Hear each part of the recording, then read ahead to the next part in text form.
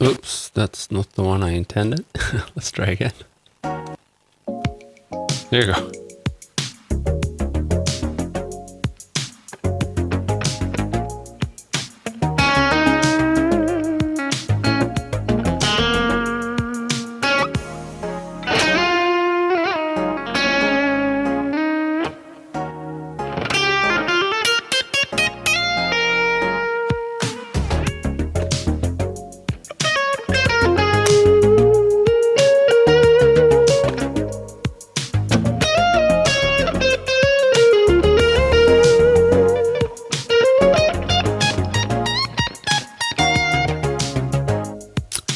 So I hope you guys are doing good. I'm gonna be playing with these kind of, I don't know, modern vibes. I hate using that word, but yeah, I'm gonna try to play some tasty Strat stuff. Hopefully I'll make it out of it alive. It's an A sharp, by the way.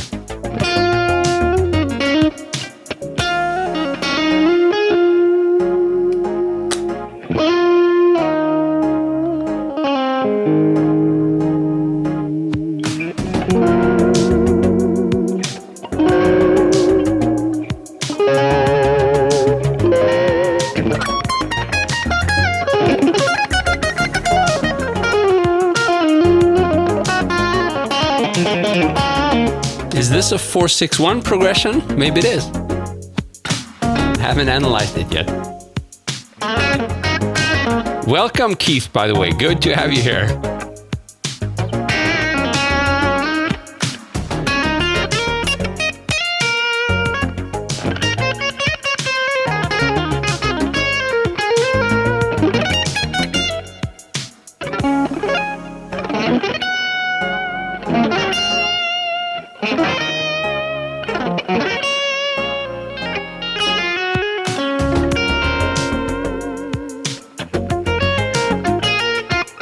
Catman, thank you so much.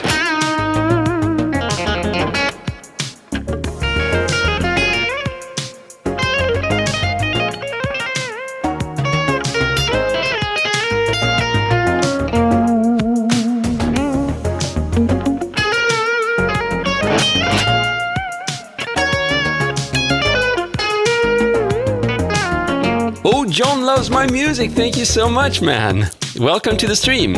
Iris Rabothata. I'm sorry for butchering your name, man.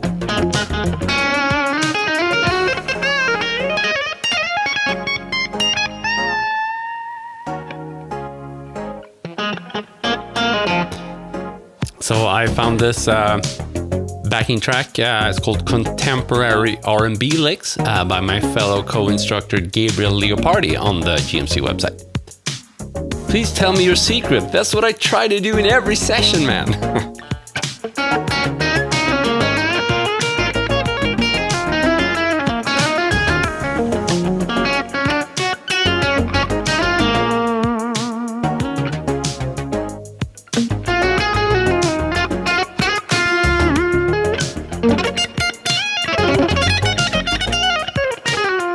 No, but seriously, we are going to break down many of the concepts I use when playing. Now, if we speak about my style or any style as a whole, it's usually a very complex setup, right? So that's why it can be hard to, tell you the secret. There are many secrets, and I would love to tell you about them. But I think more than actual secrets, I think the key is really understanding how all this fits together. That's super important. So you sort of understand the building blocks, what you need to have down to start working on your style. And then finding out what to actually practice. I wouldn't say that there are secrets there, but understanding the whole thing as a whole, that can be tricky. And I guess that could be described as a secret.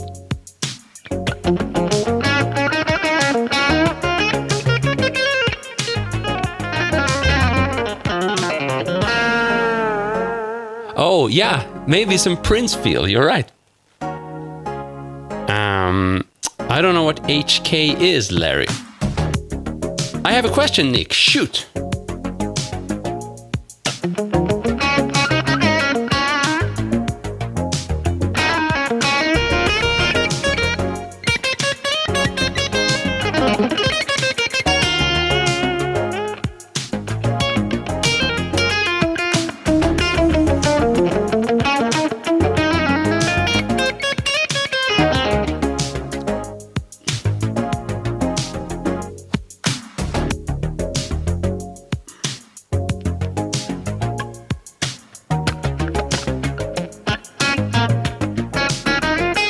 sometimes when I feel that my playing is kind of lacking a bit of rhythm, a bit of groove, when it's too like, just single line oriented, like that kind of thing, what helps me is to do some percussive strikes. So I might even start off without any playing and just do the percussive stuff, just to kind of get into the groove. A bit like a rapper just, oh yeah, in the beginning of or rap, whatever. It's a bit of the same thing, kind of get a feel for the groove.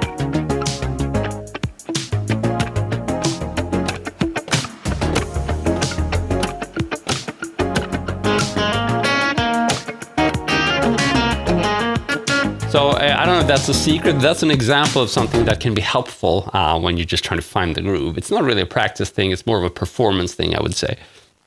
Massimiliano, awesome man. How you doing?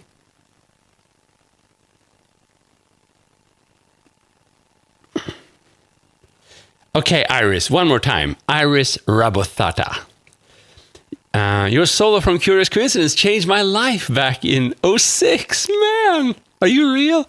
Dave Japan, thanks so much, man. Made my day to hear that. I wish I could. I remember one lick from Curious Coincidence. Something like that, right? I don't remember the key. Was it C sharp minor, perhaps? Something like that with the wah-wah pedal. Oh. I have to learn it again. Okay, so Chim Changler.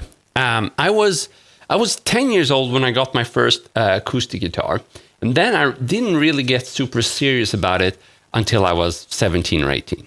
But I did, of course, gain a little bit of advantage because I played with like a music school. I hated it, I went to it once per week after school. It's like 1 hour or 40 minutes. And, I was like, here's your homework. And I used to practice the homework the day before the class. And it's not really how you approach learning an instrument, right? Later on, I got the burning desire for it. And that's when I started practicing hours per day. That's what needs to happen. So I usually count from when I was 17 or 18 and really just sat down and started practicing.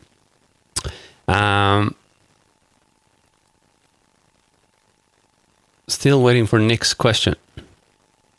I want to make your music a ringtone. John, you're too kind. Maybe that's possible if you check out some of the tunes on my YouTube channel. I don't know.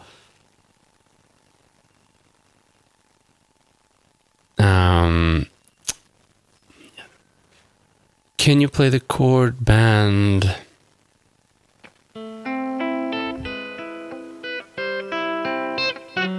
I can't.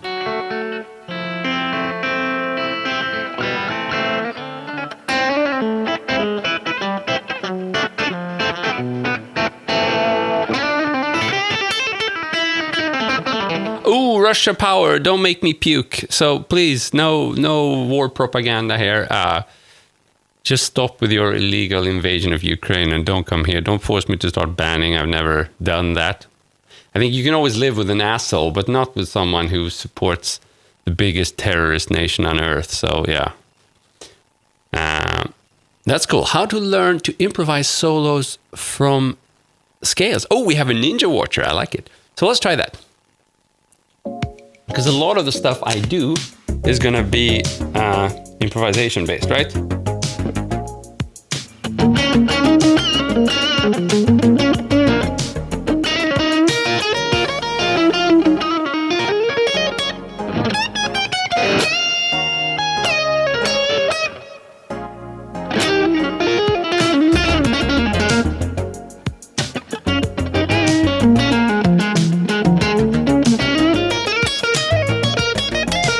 So this is all improvised, right? It's all...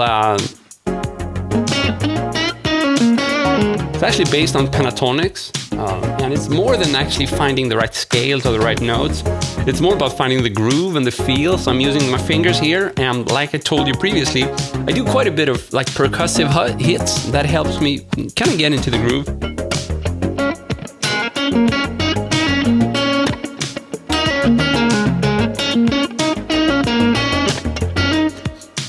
A lot of times people wonder, how do I make use of that pentatonic box? I've been shown this. but it sounds like crap. You know, it doesn't sound like John Mayer or Eric Clapton or Eric Johnson, whoever. You know, it just sounds like.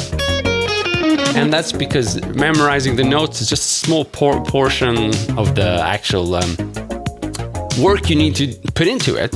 It's more of a matter of finding the groove is a good thing, and you don't have to play a lot of notes, just 2 or 3 notes.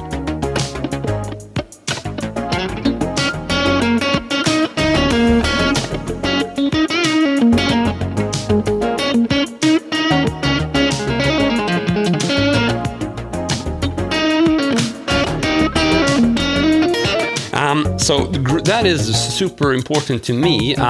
You know, if I can get into that, then kind of connecting some of those, you know, if I want to add that, that's actually easier because that just requires muscle memory and a lot of metronome time, right? Whereas finding a lot of people kind of miss out on this because the way to practice that isn't as concise as, you know, repeating something with a metronome. So I think this is kind of key. Get into the groove with a simple lick. Try to play something that isn't that difficult, but or actually doesn't look difficult, but it's it kind of connects with the music. I think that's super important. You don't need any fancy scale. Just like I said, I can sit like this for a long time. Now I'm streaming, but if I'm on my own and I'm experimenting over a new groove, I can just hit the guitar for 5 or 10 minutes before I play a note, and that helps me get into the groove.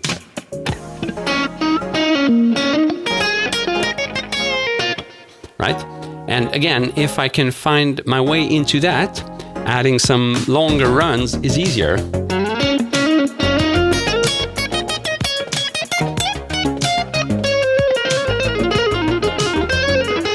I mean, that requires a lot of practice as well, don't get me wrong, but it's a different kind of practice, and it's a practice style of practicing that I think is often overlooked. People often teach you the easy one, okay, yeah, so you start with 100 BPM, you increase to 105, and then you do that for 10 minutes. You know, you can find that anywhere, but get into the groove, that's the challenge. Oh man, I think I just got my first ever stream donation. So Martin, you're the man. Thank you so much. You totally made my day. I don't think that ever happened before. And victory, is that for victory, democracy over the dictatorship? Thank you so much, man. It means the world. If that's why you sent me those $20, be sure to send 20 more to support Ukraine.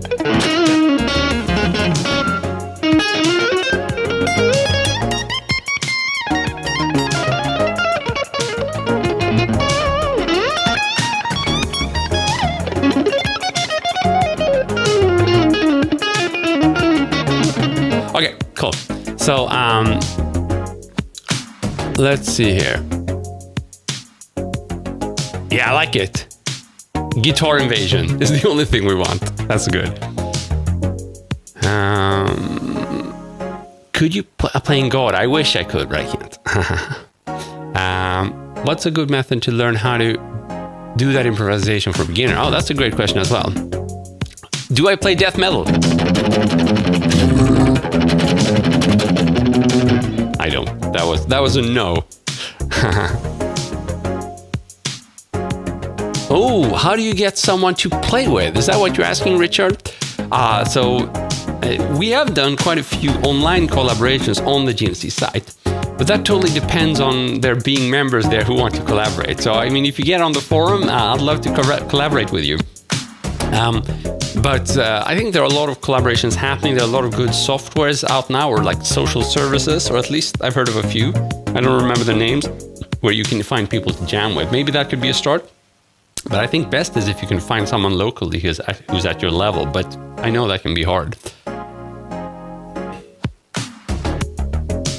Martin, you're the man. Thank you so much. Okay, so let's see here.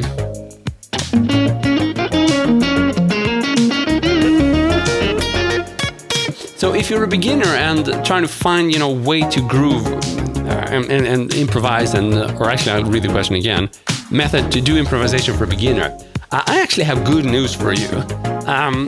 There is so much bull out there, so much crappy advice, stuff you have to do. You gotta, playing thirds. This is how you learn to improvise. or I don't even know how to do it. Like, oh yeah, do that or whatever. You got to play arpeggios, aim for the chord notes. It's not wrong, but it's making it very difficult. And it's the same as saying, okay, you're a beginner. Screw you. You can't improvise. To me, that's what I'm hearing with that kind of advice. And I'd like to convey a different message. Okay, so you're a beginner. That's awesome. You should start to improvise. You should also do other things. You should definitely learn songs, riffs, and licks, but you can also start to improvise, because improvisation has nothing to do with playing arpeggios or playing thirds or playing fast line. It has everything to do with being spontaneous and just coming up with your own variations of a few notes. That's what it is, essentially. And then you get better at it, and then it starts to sound good. But improvisation shouldn't sound good when you start out. It can't, that's impossible. If it sounds good when you try it first time, you're not improvising, you're playing someone's lick, right? So let's establish that first. If you're a beginner, you can start to improvise. Definitely. Improvisation is about being spontaneous and not playing the exact notes someone showed you, or the exact lick. So let's try that. Let's pretend I'm a beginner. How do I do that? Oh, I have a cable issue.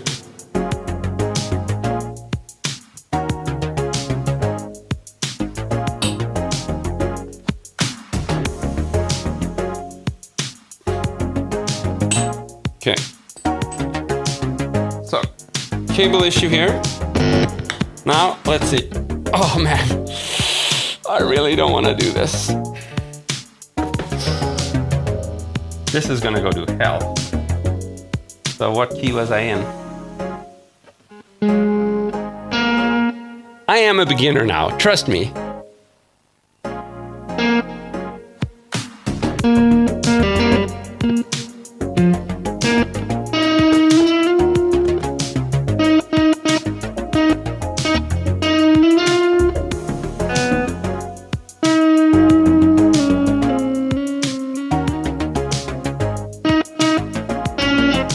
Okay, that didn't sound good, right? It wasn't supposed to sound good, but I was improvising as a beginner. Trust me, I haven't played the guitar like that for 10 years, and I've never practiced that way. I am a total beginner when I shift hands. Pretty much a total beginner. So, if I can do that, you can do it as well. You should, if you're interested in listening to people improvise and that kind of playing, there's no reason why you wouldn't start doing that pretty quickly. In fact, if you were my student and you came to me and said, like, I'm a newbie, I'm a newbie, what's the word? I want to get improvising, but I'm new to this. Then I would probably show you like maybe 3 different things, show you something like a lick or a riff or something that has musical content from beginning, so you can start practicing that. I would show you a scale, and then I would give you an example of how you can pretty much combine that scale and that lick to just do something on your own, and I think that's doable. So yeah, you can definitely start out as a beginner. Let's see what you guys are saying. Cannibal Corpse. Yeah, I've heard about them, of course, but I've never played them. Motorhead, sorry, Skank. Still no Motorhead. I've just been practicing the stuff I'm speaking about here since yesterday. I haven't learned any new songs. Luke, not if you play 12 hours per day. What are you referring to there? Sorry, mate. Oh, Luke, yeah, creativity and not being lazy on the fretboard. Yeah, sure, that's a way to put it. I'm interested, but I don't have money to buy a guitar. Okay, so even like, I don't know if you can see that, but like a nylon string classical guitar, usually you can find them cheap, especially used. It's perfectly fine. You can practice that stuff on such a guitar as well. Helena Sita, how you doing, man?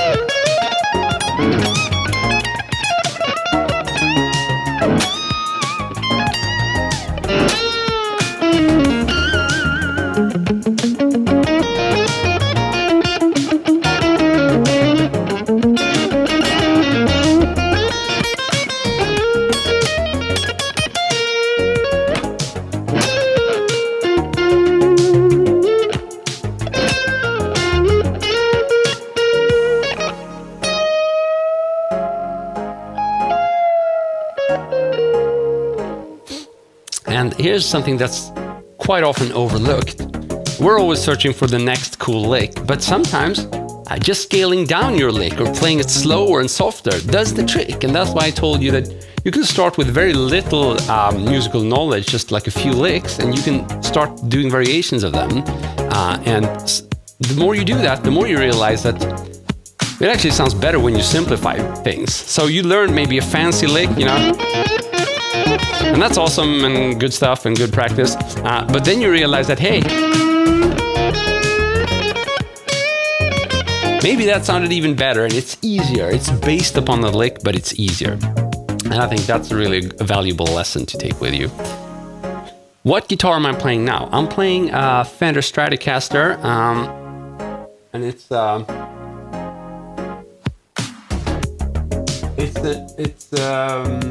like an American Deluxe 50th anniversary.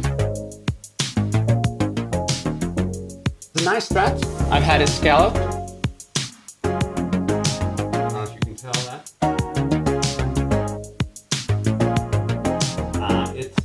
I also changed the pickups to bare knuckle old guard boot camp. They were a bit high output, the ones that were in there, but I like the idea of the S1 switch, so I actually further developed that. So I have 3 different push pulls, and that's pretty cool because it allows me to, for one, I have like a neck on, so if I'm in this position, I can activate the neck on, and I get both of these pickups, which is something that a lot of Strats don't have. So if we compare. This is just the bridge, the bridge pickup. These are both much bluesier and funkier, right? Because I have both of these engaged. And I can even do it this way. So I take, I think it's position 2, these 2, and then I engage neck on. And this way, I'm actually playing with all 3 pickups. That's also a configuration you're not going to find in many Strats. I think it sounds awesome. So without the neck on, it's already pretty good because I like the in-between position.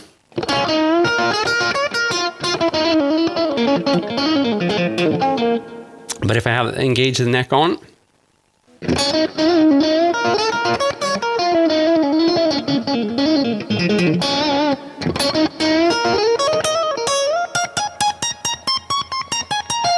like that.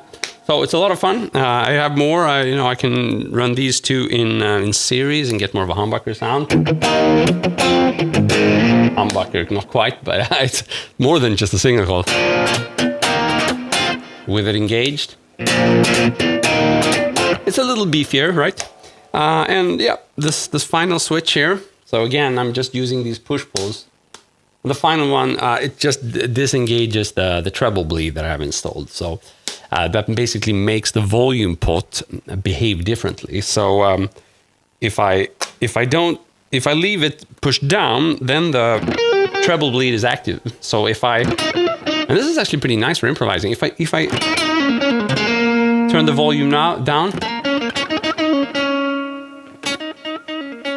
I get like a cleanup, right? Less distortion, cleaner tone, but I don't lose all the high end, the brightness, which you typically do. However, on normal guitars that don't have treble bleeds, it works like this. And now I'm going to engage that push-pull.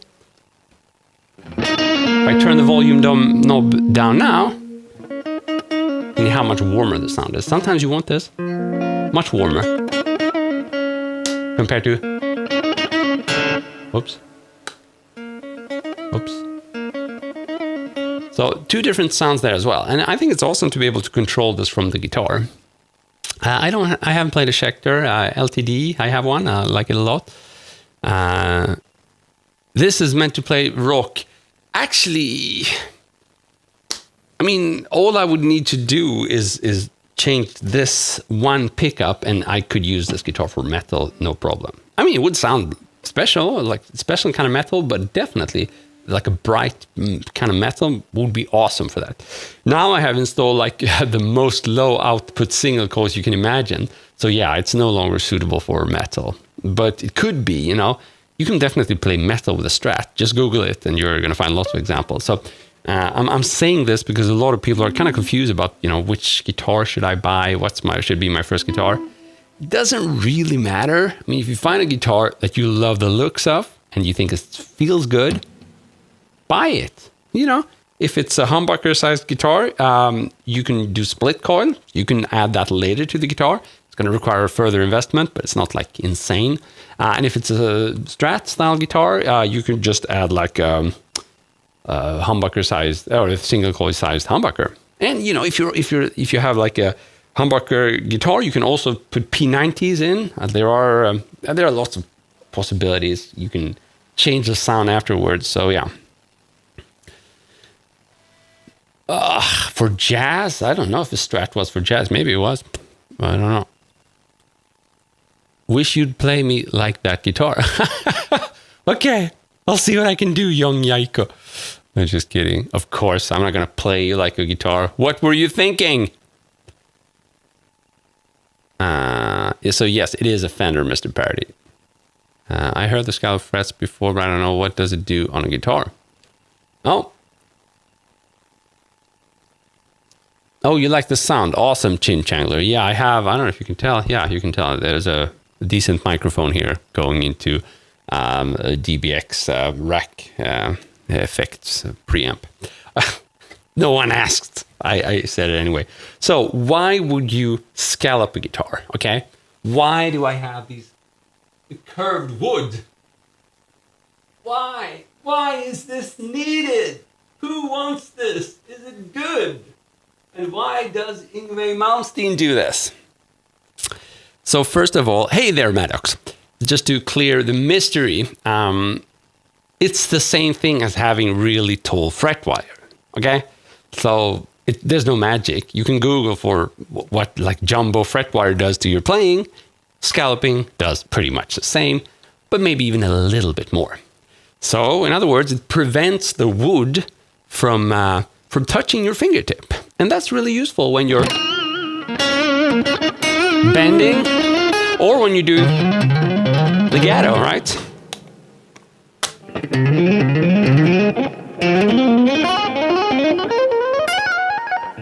Because when you do legato and you hammer on, if your technique isn't precise, and maybe you're not touching the string with the center of your fingertip, maybe you're touching it a little like off axis or on the side, so that the tip starts to touch the wood. Now, if you don't have tall fret wire, that's basically going to hinder your finger from actually fretting the string correctly. So if you have slightly less precise hammer-on technique, tall fret wire or a scallop guitar can help you.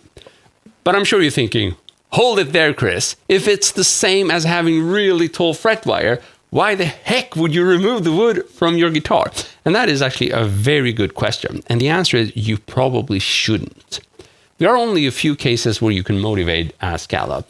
Either you want to have like a classic Strat with a scallop neck, like Yngwie had or has, or you have a really cheap guitar, a really cheap neck, and you don't want to spend the money refretting it.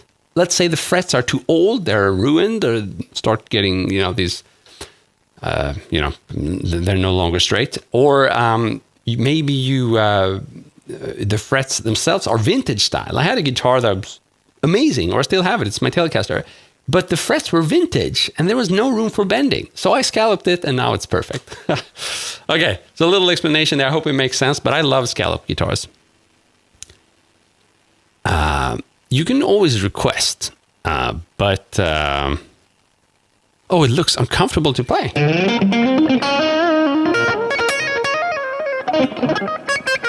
Why so? Super comfy.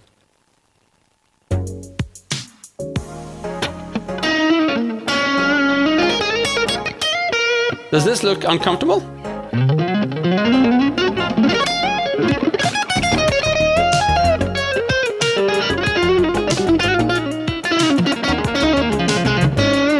There's nothing, if you're new to the guitar and you're fretting with excessive tension, maybe you're like fretting a chord and you're using all the strength you have because it's difficult, then there's a risk you might go out of tune. But that's gonna happen with many guitars, so It's not specific to scalloping, and that technique, if that's an issue, then if the scallop neck helps you realize you have the issue and then fix it, then it's worth the money.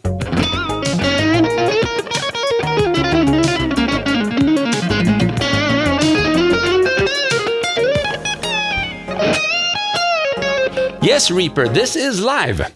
Welcome to our live stream. Good to have you here.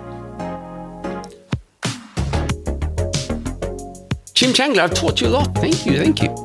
Can you play Belong Together by Mark Am? Sorry, I haven't heard it. Should we find another backing track, perhaps? We've heard this one for a while. I can turn on a little bit more distortion as well. Yeah, why not? Let's do something a bit more rock and roll.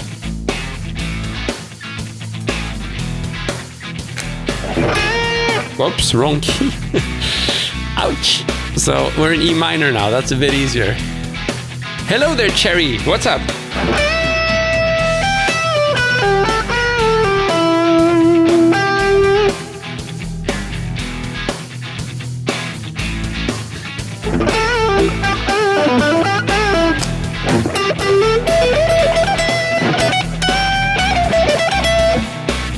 Pretty cool for like bluesy stuff.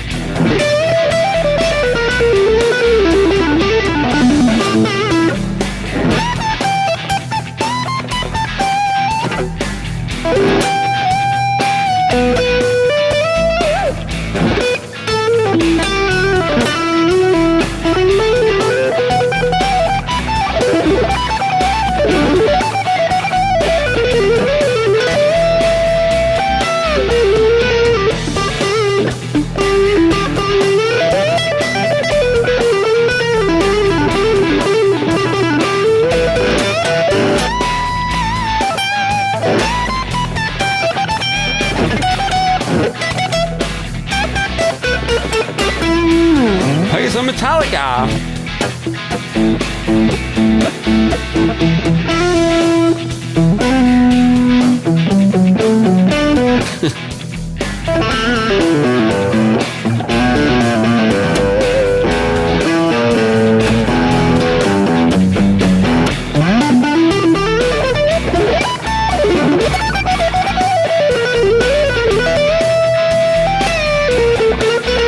Thank you, Mr. Dickwoods. I don't know part in the USA. Just turn it up to 11. Seek and Destroy, I did it. Jim Root from Slipknot. Yeah, he plays a Telecaster. True. I don't know a Spanish rock song. Old Soundman. Hey there, Paul. What's up?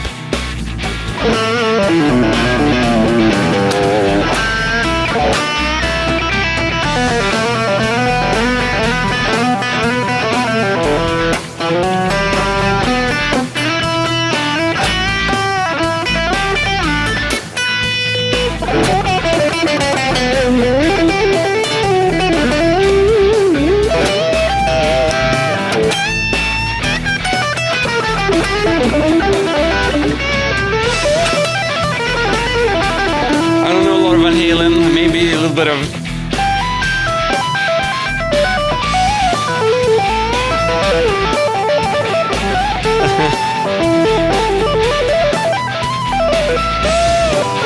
I guess there's a little bit of Van Halen in there somewhere.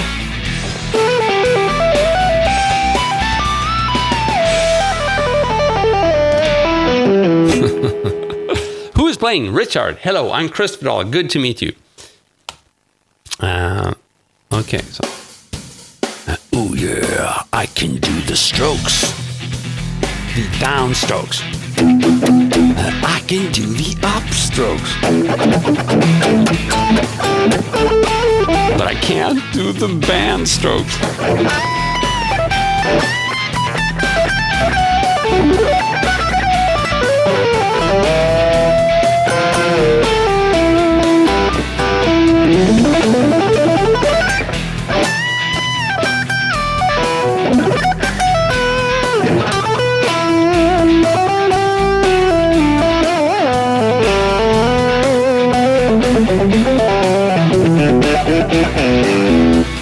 We need to turn it up a little bit. Funk.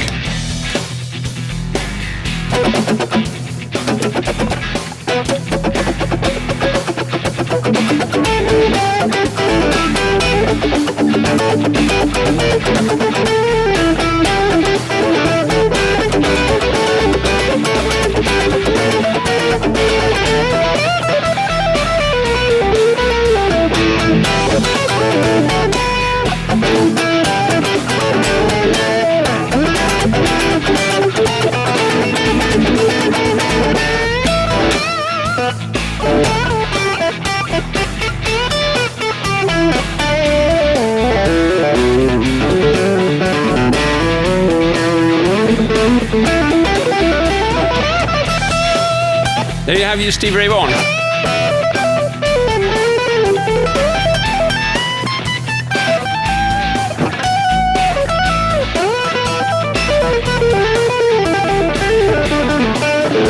Hendrix, I don't know, maybe.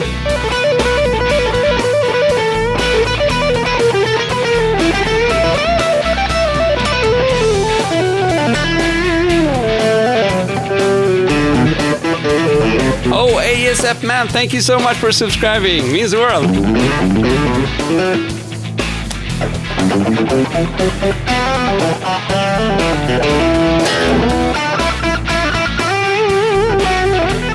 I don't know any Jimi Hendrix really, but a lot of that SRV, thing comes from Hendrix, I would say. So anytime you do these, it's Hendrix to me. Just SRV played it with a bit more precision, I would say, than than Hendrix. But Hendrix sure was the innovator.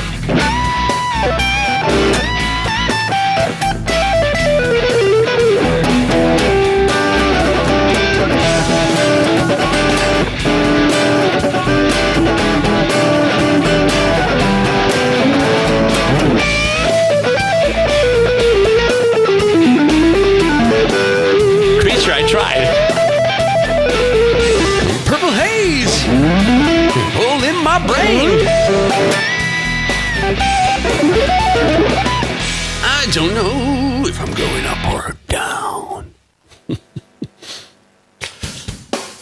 So to anybody watching, wondering what the hell I'm doing, I haven't learned any songs for many years, but I remember a few riffs, and it struck me that since you guys are requesting so many songs, why don't I try to weave in what I remember into my improvisation? It can't hurt anybody except the original artists who are just turning in their grave, but I guess we can live with that.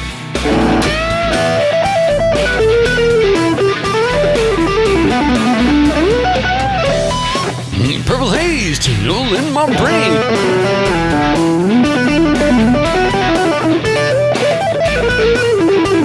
Don't know if I'm going up or down. Can you hear how Jim is turning in his grave?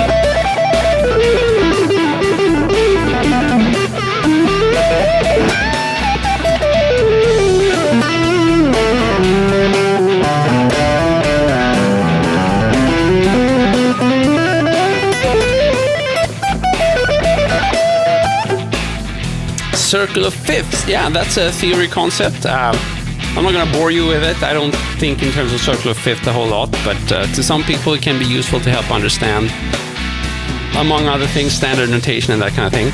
What is CCR? Oh, thank you. You just read my bio. Thank you, Paul. Awesome. That's also, it's very flattering when you guys find the stream and you find it interesting enough to check out my profile. So thank you so much for that. Maybe we should try to find something else. Should we do something a bit darker, or a bit more like metal? I'm not gonna dial in a more metalish sound, but I think we have some cool backing tracks here that could work. Let's see.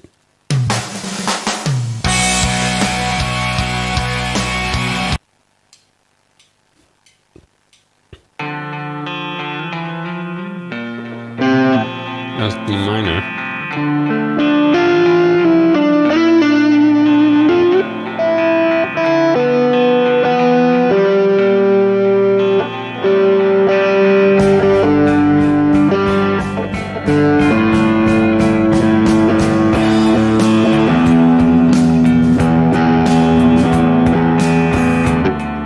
Sorry about that, but a man's gonna tune his guitar.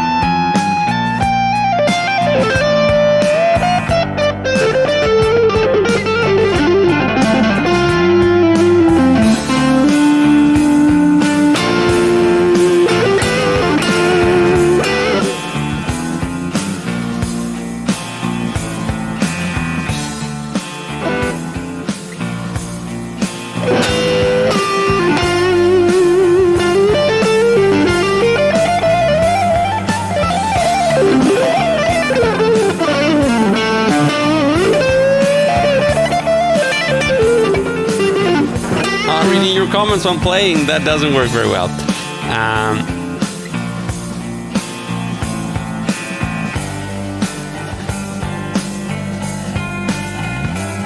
From India, what's up? I don't know Mr. John Wick, sorry. Cemetery Gates. I haven't played that for years. Oi, guitar man in a garage, is that me? I mean, that must be the ultimate compliment when people think you're oi. I don't think I'm oi. I wish I was more precise in my playing, but it's very flattering. So, late here, smartphone and borrowed time, I like it. Oh, it sounds like poetry to me. Ride the lightning. Guilty as charged.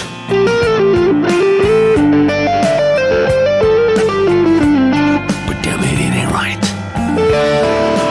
And there's someone else controlling me. Death in the air. I'm strapped in the electric chair.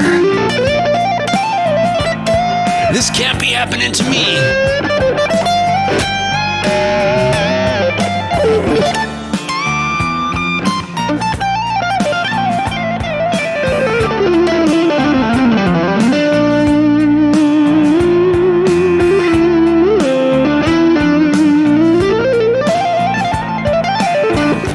Flash before my eyes.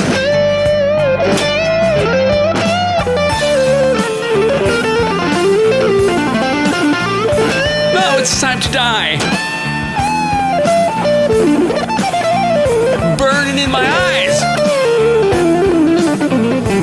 I can feel the flame.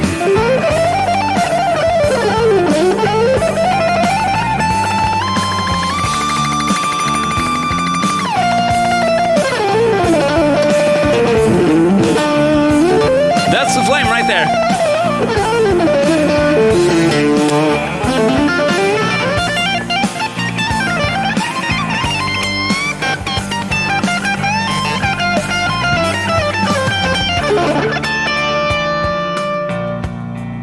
Guilty as charged. But damn it, it ain't right. There's someone else controlling me. Death in the air. Strapped in the electric chair. This can't be happening to me.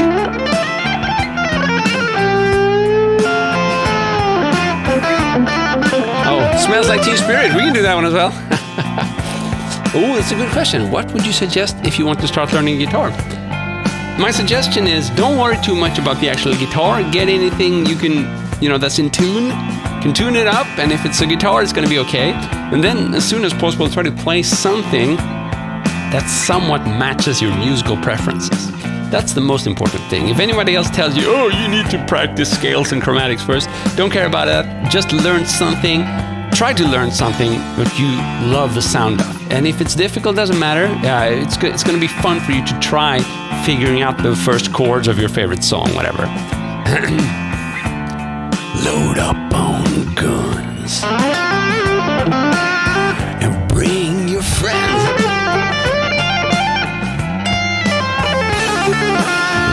It's fun to lose and to pretend.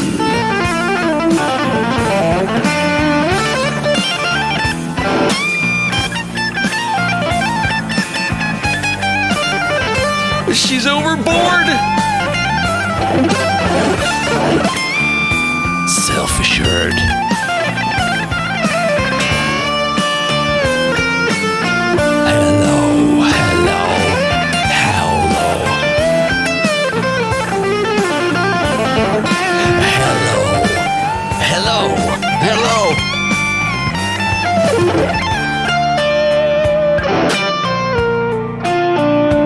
I'll feel stupid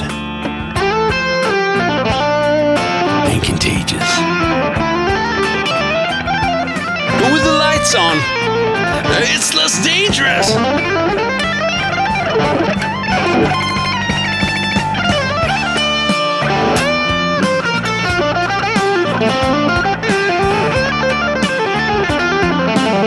Here I am now.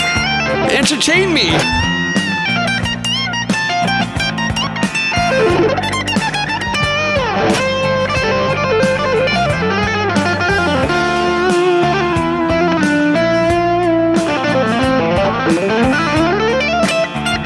Cool. So, any tips for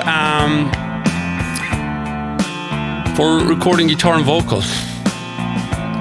To be honest with you, I never record them together like I do now. This is mainly for me to speak to you guys. I don't know why I started singing here or trying to sing. I'm not a good singer. Typically, I record them separately, right? You're just gonna have to mix everything, and headphones is gonna be crucial. And you can't really mic up a real amp, I think, and use a condenser microphone because it's gonna be leaking and it's gonna sound like crap. So either you're gonna have to use like an SM58 or even a 57 and have it right in front of your mouth.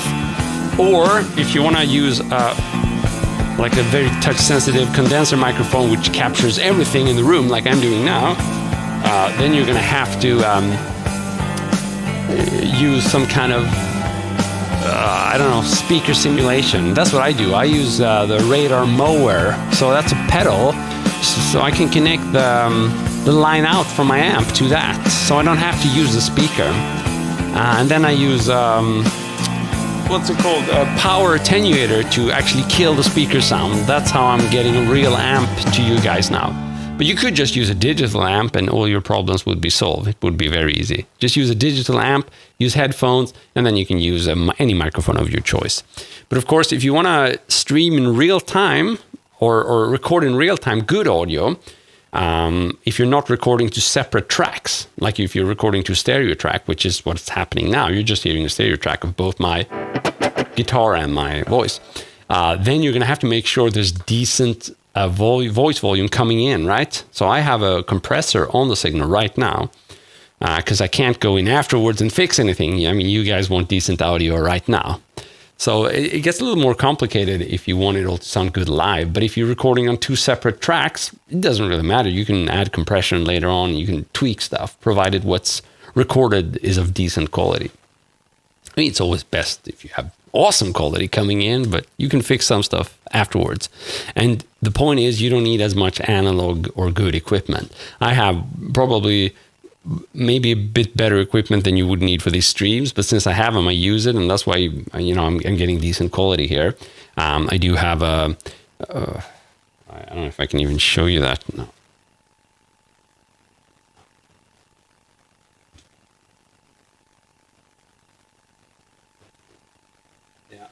There's my messy desk. So as I speak here, you can see the preamp, the mic processor is working. This is the compression. This is the input gain, and I have even an enhancer here, which sounds pretty cool. So if I turn off the low frequencies and then I turn them up, and you can hear how I'm going to speak like those movie presenters or like trailer voices. And yeah, the most brutal movie coming to you this summer live on CBS or whatever. I can do a little bit of that. And I have also an expander gate here, which is super useful because it removes some of the guitar out of there. It doesn't really catch that too much in the microphone. So yeah, that's what I'm using for my voice. And I'm using... There I am. It worked. Awesome. And I'm using this AKG C414, I think, yeah. It's a pretty good studio microphone. Again, very good equipment for just a stream, I would say, but I'm happy to have this equipment so I can use it with you guys. And I actually did buy a new camera just for my shorts and for the stream, and also for coming longer videos, hopefully. Yeah, you're getting good quality, hopefully. It's still a work in progress, especially with, the lighting and all that in the live session. But I'm happy now because I've been able to turn down the lights a little bit. Usually I get exhausted from having, you can see in my glasses, all the reflection, right? I have 3 lamps now, or 4 lamps. I have one above me and I have 2 in front of me, one aimed at the guitar and one at my face. And the good thing with this new camera is I've been able to turn those lights down a little bit, because otherwise I get a headache after, imagine staring straight into a photo light for like 30 minutes or more. Can be pretty tough on your eyes. So sometimes I use these shades, right? But shades are crap because I can't see anything with them. I need glasses as well. So then this gives me a problem. I can't see your comments really well. So being able to turn down the lights has been super important for me. I think that it has improved my streams because I'm not as exhausted. You know, again, staring into photo lamp for 30 minutes, try it. It's horrible. And that's what you need if you want to get good lighting. But now with this camera, I've been able to turn down the light intensity and I can stare for longer periods of time straight into it. And I think it's worked out for the better. Off text piece. The Tone King. I watched your Zach Wild video recorded 17 years ago. Awesome. It might be your longest viewer. That's amazing, man. Awesome to catch you again. Very cool to have you here. I'm really crap at bass guitar. Ethan, what's up? When you go to record, what software do you use? Do you use your DAW? What exactly is the best way to record? So if you mean these sessions, I use OBS, right? But you could get away with a lot of stuff because I'm kind of mixing all signals into my camera. So which is weird. I'm using a weird setup where everything goes from the headphone out from my audio interface, so headphone out into the camera, and then I'm monitoring the signal via headphone out from the camera. And in fact, the deal breaker for me for this Sony camera was the fact that I could monitor the signal in real time. I knew that would be insanely useful because this way I can have a backing track play, and you guys can hear the backing track synced with guitar, and that's awesome because we have 3 different sources here. We have the mic, we have the guitar, and we have the backing track, and I want all 3 to sync to you guys, and I want to be able to hear the same levels as you. That's always been an issue. So now that I mix all these levels in the camera, it works. I used to mix them via OBS in the computer, but there will always be tiny delays, and they didn't work really well. So this is nice. You know, there's nothing worse than me playing in time of the backing track, and then that software decides to send you the backing track a little bit later. So it sounds like I'm playing a couple of milliseconds before. That's horrendous, you know? That's kind of... if you're ever listening to a stressed musician playing, they will often play ahead of the beat. That's the last thing you want to do. So yeah, hopefully this setup is a bit better for that kind of thing.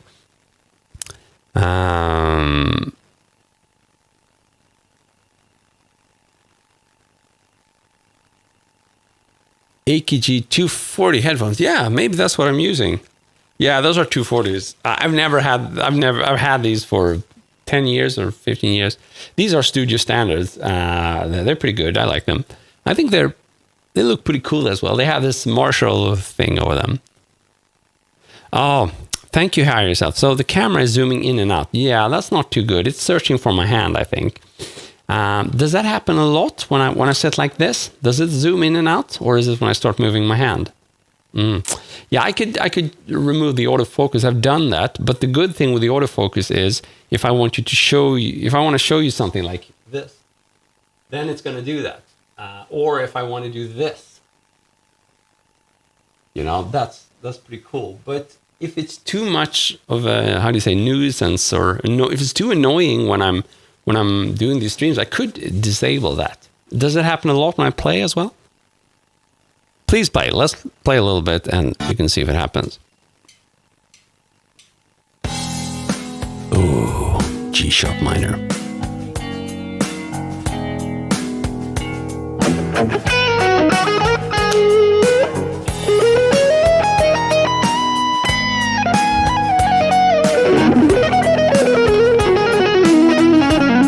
I think it caught my burp. That's how detailed this is. Oh, wrong key.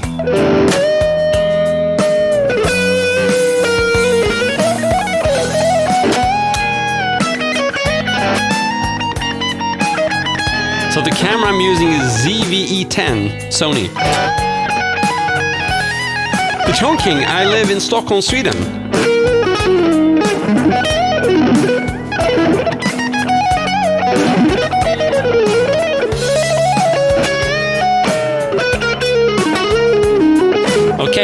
yourself. Maybe I'll change that then. We'll see.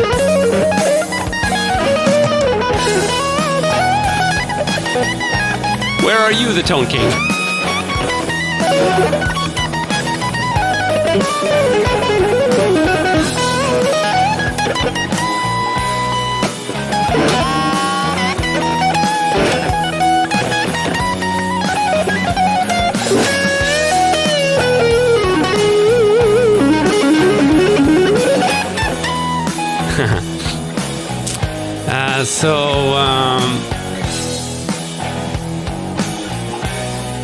It's a good question. How do you get from scales to soloing? That's a huge topic, but the key here is really to the scales.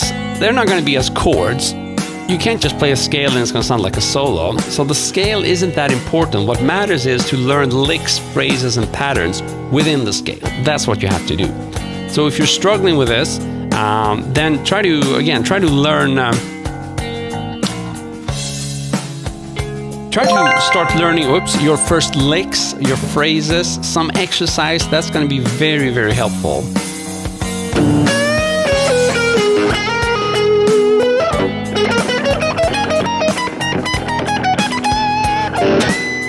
So instead of just playing your, or whatever it is, the scale up and down, you can do that a few times, but try to learn something that sounds musical and which uses that scale.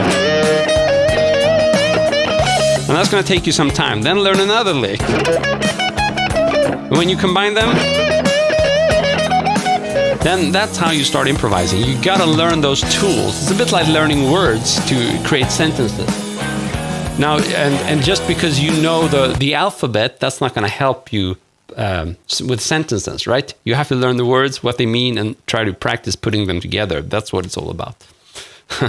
Cool, guys. So, I mean, you guys are simply the best. And I got my first ever chat donation support, and that really made me happy, and it really inspired me to keep on going here. So thank you so much for being around, for supporting me. It means the world. I'm pretty much doing these on a daily basis, and I feel great about it. It feels like you guys like it. And, also the fact that you're, your feedback here is worth gold. That's what makes these sessions cool. You're asking so many cool questions, and you're helping me out in my explanations. You're the best. You are simply the best. Thank you so much for tuning in. You've been wonderful. I've been Christopher Dahl. I hope to see you very soon again. Have a good one. See ya. Cheers.